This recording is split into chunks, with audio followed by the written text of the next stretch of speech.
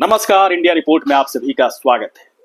बिहार चुनाव का नतीजा क्या होगा किसी को कुछ भी नहीं पता, लेकिन जो जानकार हैं, जानकारों के जरिए जनता की तरफ से इस बात का अंदाजा तो लगाया ही जा रहा है कि महागठबंधन हो या फिर एनडीए हो या फिर अलग अलग पार्टी हो, उसके अंदर किस तरह के हालात बने हुए, क्या कुछ पार्टी के अंदर या फिर अलायंस के अंदर चल रहा है, उसके आधार पर कुछ संभावनाएं जताई जा सकती है कि किस अलायंस को कितनी सीटें आ सकती हैं, जनता किस पार्टी के बारे में क्या सोच रही है।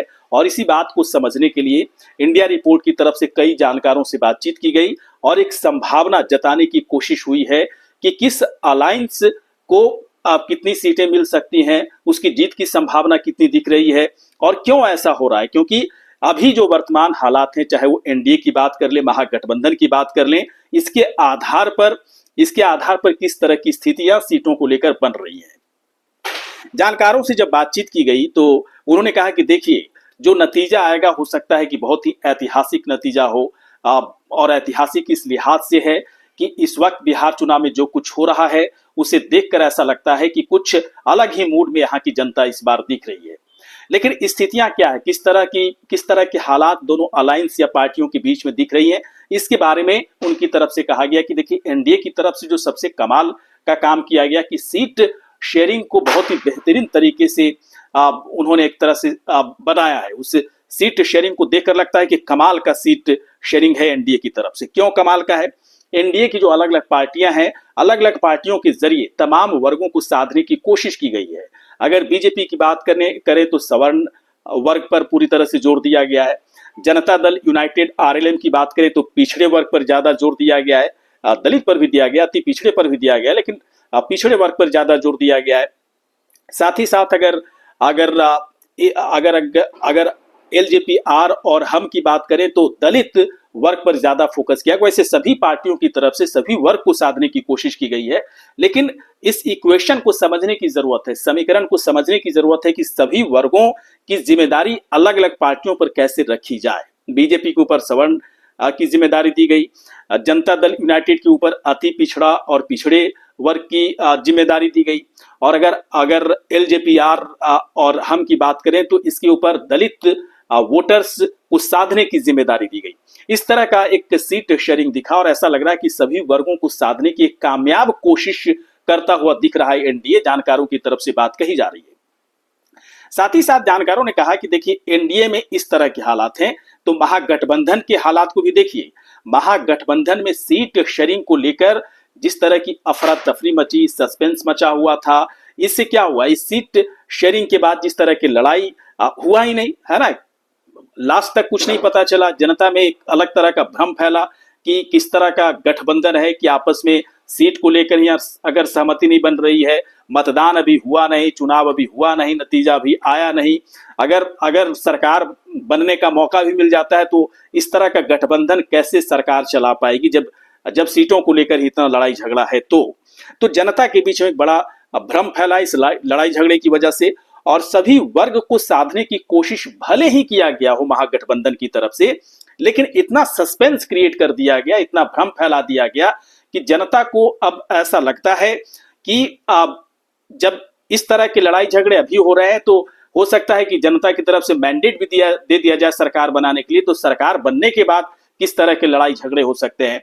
और सरकार बने या ना बने महागठबंधन की, लेकिन लड़ाई झगड़े बढ़ने की आशंका इस वक्त ज्यादा दिख रही है महागठबंधन के अंदर, और जनता इससे थोड़ी नाराज दिख रही है। जनता भ्रम में है। जो उनका कोर वोट बैंक है, शायद उनके अंदर भी इस तरह की बात सामने आ रही होगी कि ऐसे महागठबंधन, ऐसी पार्टी को वोट देने से ज्यादा अच्छा है किसी और पार्टी को दे दिया जाए। तो इस तरह के हालात बनते दिख रहे हैं, और इसी आधार पर जानकारों की तरफ से कहा गया कि देखिए, बहुत ही ऐतिहासिक नतीजा आ सकता है बिहार का। और इस ऐतिहासिक नतीजे में उन्होंने सीटों की एक संभावना जताने की कोशिश की कि किसे कितनी सीटें आ सकती हैं जो अभी वर्तमान हालात हैं इसके आधार पर। तो कहा कि एनडीए के अंदर जितनी पार्टियां, उसमें बीजेपी के, है ना, बीजेपी की अगर बात करें तो बीजेपी सबसे बड़ी पार्टी के तौर पर उभरेगी बिहार में। सीधे तौर पर जानकारों की तरफ से कहा गया, एक संभावना जताई जा रही है। और जानकारों ने कहा कि बीजेपी के पक्ष में 75 सीटें तो आनी ही चाहिए, जिस तरह से समीकरण बनता हुआ दिख रहा है। साथ ही साथ अगर जनता दल यूनाइटेड की बात करें तो जानकारों की तरफ से कहा गया कि जनता दल यूनाइटेड की तरफ से भले ही शुरुआत में ऐसा लग रहा था कि बहुत मजबूत स्थिति उसकी नहीं दिख रही है, लेकिन जनता दल इस वर्तमान बदलते हालात में जनता दल यूनाइटेड थोड़ी मजबूत होती दिख रही है। और इसका बड़ा फायदा है ना, जनता जिस तरह से हो सकता है कि पलायन करे महागठबंधन का वोट एनडीए की तरफ, तो जनता दल यूनाइटेड को फायदा होगा। और 67 सीटें जानकारों की तरफ से कहा जा रहा है कि 67 सीटें जनता दल यूनाइटेड के खाते में आने की संभावना जताई जा सकती है। इसके बाद एलजेपी की बात पर जानकारों ने कहा कि एलजेपी को एक सीट का भले ही नुकसान हो गया, क्योंकि एक सीट पे उनका नामांकन रद्द हो गया। पहले 29 पर खड़े थे, लेकिन अब 28 पर ही वो चुनाव लड़ेंगे। उस वजह से पूरे एनडीए को भी एक सीट का लॉस हो गया। इस पर जानकारों ने कहा कि जो वर्तमान हालात है, इसके बावजूद एलजेपीआर को कम से कम तो 25 सीटों पर जीतने की संभावना जताई जा सकती है। हम के खाते में वैसे 6 सीटों पर ये लोग खड़े हैं, लेकिन जानकार कह रहे हैं कि एक आध सीट का नुकसान हो सकता है, लेकिन 5 सीटें तो जीतेंगे ही जीतेंगे। और आरएलएम को ही 5 सीटों पर जीतने के दावे जानकारों की तरफ से किए जा रहे हैं, लेकिन जो वर्तमान हालात है इसी के आधार पर इनकी ये गणना है। महागठबंधन की पार्टियों के बारे में जानकारों की तरफ से कहा गया कि देखिए, आरजेडी का मामला थोड़ा गड़बड़ हुआ है ना, उनका इन्फ्लुएंस जो है, उनका जो प्रभाव है जनता के ऊपर वो घटा है, क्योंकि सीट शेयरिंग को लेकर जिस तरह से सस्पेंस भ्रम क्रिएट हुआ, इसमें सभी पार्टियों को इससे नुकसान हो रहा है। महागठबंधन के अंदर जो वर्तमान हालात है उसमें आरजेडी के खाते में मात्र 35 सीटें आती दिख रही हैं, इस तरह की संभावना जानकारों की तरफ से बताई जा रही है। और कांग्रेस के खाते में तो और भी कम सीटें जानकारों की तरफ से दी जा रही है। कहा जा रहा है कि कांग्रेस अधिक से अधिक अगर जीतेगी तो 8 सीटें ही जीत पाएगी। वाम दलों में जो तमाम पार्टियां सब मिलाकर 7 सीटों से ज्यादा नहीं जीत पाएगी। और साथ ही साथ वीआईपी के बारे में, जिसकी वजह से तमाम भ्रम फैला, कांग्रेस की वजह से भी भ्रम फैला, लेकिन वीआईपी अंतिम समय तक वीआईपी की तरफ से एक अलग नाटकीय अंदाज इस पार्टी का रहा। सीट शेयरिंग को लेकर आरजेडी की तरफ से कोई रिस्पॉन्स नहीं दिया जा रहा था। डेप्यूटी सीएम का पद चाहिए, वीआईपी के जो हेड है यानी कि मुकेश सहनी को इस बात को लेकर सीट शेयरिंग पूरी तरह से फाइनल नहीं हो पा रहा था।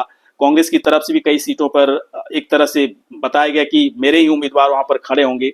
और इस तरह से वीआईपी के खाते में जानकारों की तरफ से मात्र जो वीआईपी को दिया जा रहा है वो 5 सीटें ही दी जा रही, कि 5 सीटों से ज्यादा ये जीत नहीं पाएंगे, इस तरह की संभावना जताई जा रही है जानकारों की तरफ से।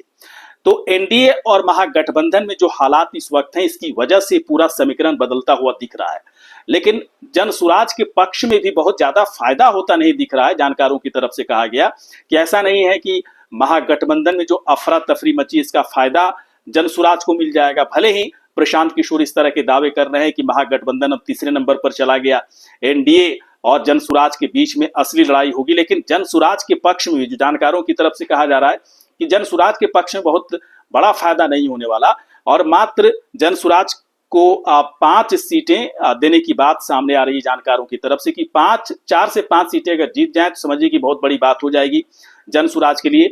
बहुत बड़ा बदलाव बिहार के अंदर जनसुराज के पक्ष में आ जाए, इस तरह की स्थिति, इस तरह के हालात फिलहाल तो नहीं दिख रहे हैं। एआईएमआईएम की तरह के लिए जानकारों की तरफ से कहा गया कि बहुत ज्यादा कुछ फायदा नहीं होने वाला है, सीमांचल के इलाकों में ही फायदा होगा, लेकिन बड़ा नुकसान आरजेडी को करेंगे। और एमआईएम के खाते में 6 सीटें जानकारों की तरफ से दी जा रही कि 6 सीटें उन्हें आ सकती हैं, लेकिन बड़ा नुकसान एमआईएम की तरफ से आरजेडी को होने वाला है, कांग्रेस को होने वाला है। और मुस्लिम वोट का जो पलायन होगा, इसका बड़ा फायदा एमआईएम को भी नहीं मिलने वाला है, क्योंकि मुस्लिम वोट का जो चंक है पूरी तरह से हो सकता है ना मिले, कुछ कांग्रेस को मिले, कुछ आरजेडी को मिले, और हो सकता है कि अधिकतम जो उसका जो भाग है वो एमआईएम को मिले, लेकिन तब भी सीटों में कन्वर्ट नहीं कर पाएंगे एमआईएम बिहार के इस चुनाव में। लेकिन 6 सीटें एमआईएम के पक्ष में जानकार देते नजर आ रहे हैं। तो इस तरह के पूरे हालात बिहार चुनाव में जो वर्तमान हालात बनते दिख रहे हैं, महागठबंधन में किस तरह से अफरा तफरी मची है, एनडीए को इसका बड़ा फायदा होता दिख रहा है। सीट शेयरिंग से लेकर चुनाव प्रचार में भी देखिए किस तरह से एनडीए की तरफ से एक जोरदार तरीका अपनाया गया है।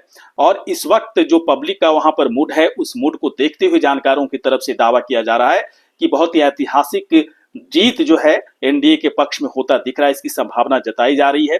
और कहा जा रहा है कि छठ के बाद जो चुनाव होना है, चुनाव के जो नतीजे आएंगे, इसके बाद ये नतीजा वाकई में ऐतिहासिक हो सकता है। लेकिन ये पूरा जो आंकड़ा है, जो संभावना जो जताई जा रही है, वर्तमान हालात को देखते हुए चुनाव के वक्त किस तरह की चीजें बदलेंगी, क्या मुद्दे हावी हो जाएंगे, किस तरह की चीजों पर मतदान ज्यादा से ज्यादा हो पाएगा, इसके बारे में कुछ कहा नहीं जा सकता है। लेकिन फिलहाल बदलते परिदृश्य को देखते हुए जानकारों की तरफ से यह आंकड़ा पेश किया गया है। और आपको भी क्या लगता है कि बिहार चुनाव में इस बार कौन मजबूत दिख रहा है आपको? एनडीए दिख रहा है, महागठबंधन दिख रहा है, या जनसुराज दिख रहा है? किस तरह की स्थिति वहां पर हालात बनते दिख रहे हैं? यदि आपके जहन में इस सवाल का कोई जवाब हो तो तुरंत आप हमें कमेंट बॉक्स पर जाकर अपनी राय रख सकते हैं। ये वीडियो आपको कैसा लगा? अच्छा लगा हो तो आप हमें तुरंत सब्सक्राइब करें, शेयर करें, लाइक करें, साथ ही साथ कमेंट भी करें। नमस्कार।